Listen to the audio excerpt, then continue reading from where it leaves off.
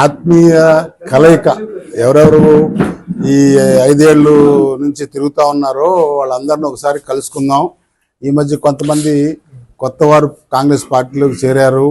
నూతనంగా అధ్యక్షురాలు షర్మిలారెడ్డి గారు వచ్చిన తర్వాత పార్టీ శ్రేణుల్లో కొంత ఉత్సాహం వస్తుంది. దాన్ని గ్రామాల వరకు తీసుకెళ్లాలనేటువంటి చిన్న ప్రయత్నం. సో దానికి మా జిల్లా అధ్యక్షులు ఈ నెలాఖరులోనూ నెక్స్ట్ యువకుడిని వేశారు. మంచి ఎక్స్పీరియన్స్ ఉన్నటువంటి శాసనసభ్యుడు పనిచేసినటువంటి ఆమంచి కృష్ణమోహన్ గారు, అదేవిధంగా గతంలో పనిచేసినటువంటి గాంజీబాబు గారు, ఇంకా మిగతా ఎవరైతే యాక్టివ్గా పనిచేస్తున్నారో జిల్లాలో వారందరిని కలుపుకొని జిల్లాకి ఇన్ఛార్జిగా గడ్డం పాల్ విజయ్ కుమార్ గారిని నియమించడం జరిగింది. అదేవిధంగా ఈ నియోజకవర్గం కోఆర్డినేట్ చేసుకోవడానికి మొన్న పనిచేసినటువంటి విజేష్ గారిని మొన్న ఎమ్మెల్యేగా వర్క్ చేసినటువంటి కంటెస్ట్ చేసినటువంటి విజేష్ గారిని కోఆర్డినేటర్గా పెట్టారు.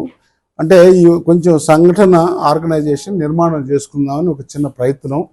దానికి ఆలోచన ఏం చేస్తే బాగుంటుంది, ఎవరెవరు మండలానికి ఒక చిన్న కమిటీ ఇదివరకే వేస్తున్నాం, వాళ్ళంతా యాక్టివ్గా ఉన్నారా లేదా అని చూసుకొని మళ్ళొకసారి ఆ మండల కమిటీ నిర్మాణం చేసుకొని వారి ద్వారా ప్రతి గ్రామానికి వెళ్ళి కొత్త వారిని మేము కాంగ్రెస్ పార్టీలోకి ఆహ్వానిస్తున్నాం.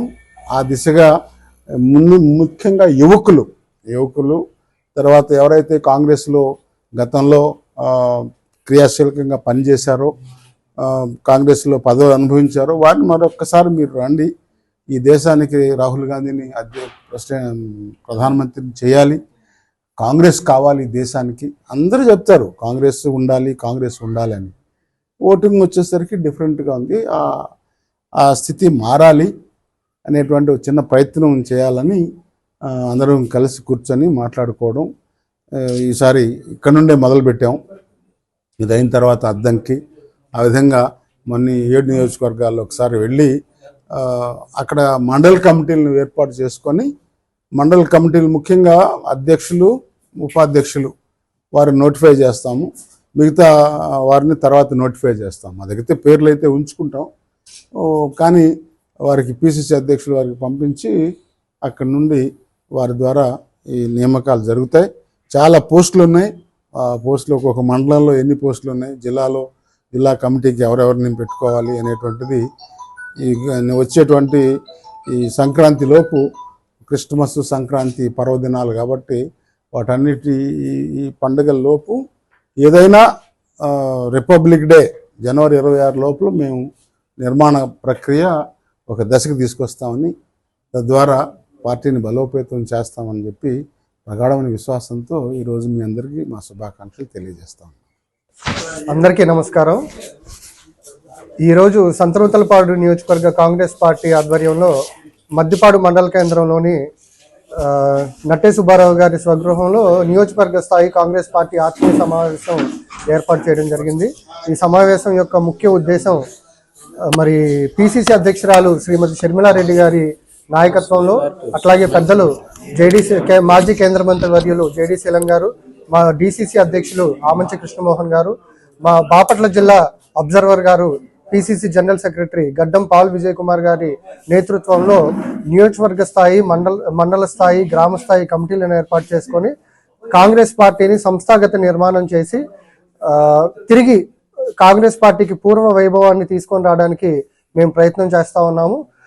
అట్లాగే ప్రజలందరికీ కూడా నేను విన్నవిస్తుంది ఏంటి అంటే కనుక, కాంగ్రెస్ పార్టీ ప్రజల పక్షాన 100% పోరాటం చేయబోతా ఉంది. ప్రజా సమస్యలు అయితేనేమి, ఏదైనా ప్రభుత్వ లోపాలు కానీ ఏదైనా కానీ వీటి తరపున ప్రజల పక్షాన చాలా గట్టిగా పోరాటం చేయబోతా ఉంది. రీసెంట్గా 2 రోజుల క్రితమే ఒంగోలు డైరీ సమస్యను కూడా మా పిసిసి అధ్యక్షురాలు శ్రీమతి షర్మిలారెడ్డి గారి దృష్టికి తీసుకొని వెళ్ళడం జరిగింది. మరి నియోజకవర్గ కాంగ్రెస్ పార్టీ ఆధ్వర్యంలో ఆ సమస్య మీద పోరాటం చేయాలని చెప్పి, ఏదైతే కంపెనీ యాక్ట్ నుంచి కోఆపరేటివ్ సొసైటీ యాక్ట్లోకి దాన్ని తిరిగి తీసుకొని రావాలని చెప్పి, ఎందుకంటే సంతనూతలపాడు నియోజకవర్గంలో ఒంగోలు డైరీ మీద ఆధారపడినటువంటి పాడి పరిశ్రమ రైతులు చాలా మంది ఉన్నారు. వారందరికీ కూడా అది ఒక మంచి జీవనోపాధిగా ఉండేది. మరి ఇప్పుడు ఈ రోజు ఆ జీవనోపాధి లేక చాలా మంది ఆర్థిక ఇబ్బందులు పడతా ఉన్నారు. కాబట్టి ఈ ఒంగోలు డైరీ సమస్య మీద కూడా సంతనూతలపాడు నియోజకవర్గ కాంగ్రెస్ పార్టీ గట్టిగా పోరాటం చేయబోతా ఉంది. అట్లాగే రానున్నటువంటి రోజుల్లో ప్రభుత్వ లోపాలు కానీ ప్రభుత్వ వైఫల్యాలు కానీ ఏదైతే సూపర్ 6 హామీలు ఇచ్చారో వాటిని అమలు చేయడంలో కూడా ప్రభుత్వం పూర్తిగా విఫలమైంది. మొన్న బడ్జెట్ లెక్కలు చూసినా కూడా మనకి క్లియర్గా అర్థమవుతూ ఉంటుంది. ఏ పథకాన్ని కూడా సంపూర్ణంగా అమలు చేసేటువంటి బడ్జెట్ని కేటాయించడం జరగలేదు. కాబట్టి వీటన్నిటి తరపున కాంగ్రెస్ పార్టీ పోరాటం చేస్తుందని చెప్పి ప్రజల తరపున నిలబడుతుందని చెప్పి సంతనూతలపాడు కోఆర్డినేటర్గా నేను హామీ ఇస్తా ఉన్నాను. ఈ రోజున ఉన్నటువంటి పరిస్థితులు బీజేపీ పరిపాలనా కాలంలో గత 10 సంవత్సరాల్లో అన్ని వర్గాల ప్రజలు పడుతున్నటువంటి వేదనలు మనం మనసులో పెట్టుకొని రానున్నటువంటి ఎన్నికల్లో కాంగ్రెస్ని సంస్థాగతంగా బలోపేతం చేయడానికి మనం అందరం కూడా కార్యోన్ముఖులం కావాల్సినటువంటి అవసరం ఉంది. రాహుల్ గాంధీ నెక్స్ట్ ప్రధాని కావాలనేటటువంటి కోరిక మన రాష్ట్రంలో అన్ని రాజకీయ పార్టీలు పనిచేస్తున్నటువంటి వాళ్ళకు ఉంది. మనం ఏదైనా ప్రయాణం చేసేటప్పుడు కదిలిస్తే కేంద్రంలో కాంగ్రెస్ పార్టీ అధికారంలో రావాల్సినటువంటి అవసరం ఉందని చెప్పి ప్రతి వాళ్ళు కూడా రైతు వర్గాలు కావచ్చు, దళిత బడుగు బలహీన వర్గాలు, మైనార్టీలు అందరూ కూడా కోరుకుంటున్నారు. కాబట్టి ఈ సంస్థాగతంగా బలోపేతం చేసేటటువంటి కార్యక్రమంలో భాగంగా మొట్టమొదటగా మద్దిపాడులో ఈ కార్యక్రమాన్ని నిర్వహిస్తున్నటువంటి యువకుడు, ఉన్నత విద్యావంతుడు, మరి రాజకీయ ఖ్యాతి కలిగినటువంటి కుటుంబంలో పుట్టినటువంటి యువ నాయకుడు విజేష్ రాజు గారికి కూడా ఆశీస్సులు తెలియజేస్తూ, మరి వారి నాయకత్వంలో మీరందరూ కూడా పనిచేస్తూ వారిని బలపరుస్తూ మీరు కూడా నాయకులుగా ఎదగాలి. ఇక్కడ ఉన్నటువంటి విభాగాలు ఏమన్నాయో యూత్ కాంగ్రెస్, ఎన్ఎస్ఐ, అదేవిధంగా కిసాన్ సెల్ కావచ్చు, మైనార్టీ విభాగాలు, ఎస్సీ ఎస్టీ బీసీ విభాగాలన్నీ కూడా ముందుకు వచ్చి కాంగ్రెస్ పార్టీని ఈ సంతనూతలపాడు నియోజకవర్గంలో బలోపేతం చేసి ముందుకు సాగాలని ఈ సందర్భంగా మీ అందరం కోరుకున్నాం. Thank you.